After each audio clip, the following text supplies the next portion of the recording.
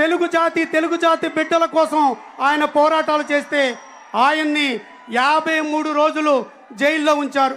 జైల్లో ఉంచిన వ్యక్తి ఒక నియంత, ఒక నేరగాడు, ఒక ఉగ్రవాది, ఒక హంతకుడేమో గంజాయి మొక్కలు గంజాయి సాగు చేస్తూ ఈ రాష్ట్రాన్ని గంజాయికి కేంద్రంగా మలిచి బతుకుతూ ఉంటే స్వేచ్ఛగా ఒక పోరాట యోధుడు 73 ఏళ్ల వయసులో కూడా రోజుకు 18 గంటలు కష్టపడుతూ అవిశ్రాంతంగా తెలుగు జాతి కోసం, తెలుగు బిడ్డల కోసం పోరాటం చేస్తే ఆయన్ని తీసుకెళ్లి 53 రోజులు జైల్లో పెట్టారు.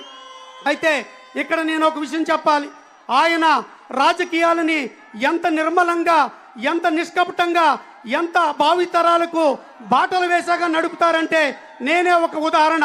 మద్దిపాటి వెంకటరాజు అనే వ్యక్తి, నేను కేవలం ఒక మధ్యతరగతి కుటుంబం నుంచి వచ్చి చదువుకున్న వ్యక్తిని.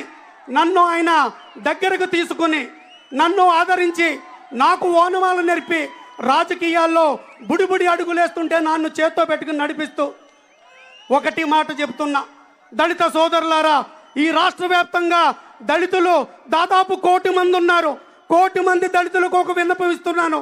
మొట్టమొదటిసారి చరిత్ర సృష్టించే విధంగా ఎలాంటి బ్యాక్గ్రౌండ్ లేని అతి సామాన్యమైన మధ్యతరగతి, చదువుకునే రోజుల్లో కూలి పనికి కూడా వెళ్ళిన ఒక సాధారణ వ్యక్తిని ఈ రోజున మీ ముందు ఈ గోపాలపురం నియోజకవర్గానికి ఒక ఎమ్మెల్యే అభ్యర్థిగా నిలబెట్టారు.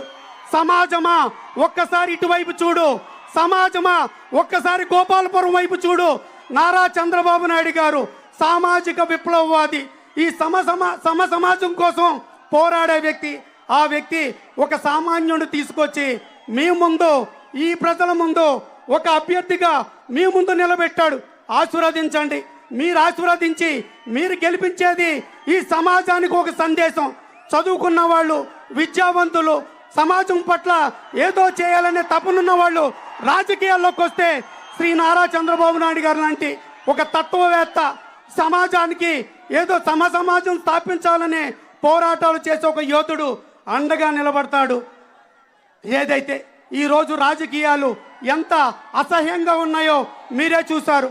గతంలో ఏదైతే సొంత బాబాయిని గొడ్డల వేటికి చంపేసి తన యొక్క సొంత సాక్షి పత్రికల్లో, సాక్షి టీవీల్లో ఇది చంద్రబాబు నాయుడు గారి మీద నెట్టేసే ప్రయత్నం చేసి ఎన్నికల్లో విజయం సాధిస్తే, మళ్ళీ ఈరోజు ఈ రాష్ట్రాన్ని దివాళా తీసి ఆర్థిక సంక్షోభంలోకి నెట్టేసి నిన్న మొన్నటి వరకు ఉద్యోగస్తులకి 1వ తారీఖున జీతాలు ఇవ్వలేని పరిస్థితులు ఈ రాష్ట్రానికి తీసుకొచ్చి ఈ రోజున పింఛన్లు ఇవ్వడానికి డబ్బు లేదు, జీతాలు ఇవ్వడానికి డబ్బు లేదు, సంక్షేమ పథకాలు నడపడానికి డబ్బు లేదు, అభివృద్ధి చేయడానికి డబ్బు లేదు, ఆర్థిక సంక్షోభంలోకి నెట్టేసి ఈ రాష్ట్రాన్ని 13 లక్షల కోట్ల రూపాయల అప్పుల్లోకి నెట్టేసి అదే వ్యక్తి ఈ రోజున ఆర్థిక సంక్షోభాన్ని శ్రీ నారా చంద్రబాబు నాయుడు గారి మీద నెత్తాలనే ప్రయత్నం.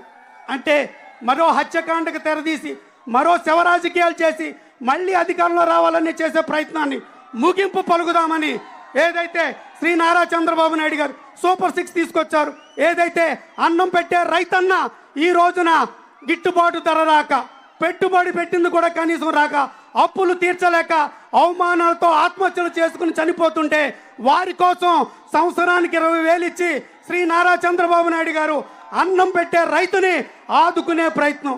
మరి ముఖ్యంగా ఈ గోపాలపురం నియోజకవర్గంలో 51% మంది యువతే. ఇక్కడ యువతకి ఉపాధి లేదు, ఉద్యోగం లేదు.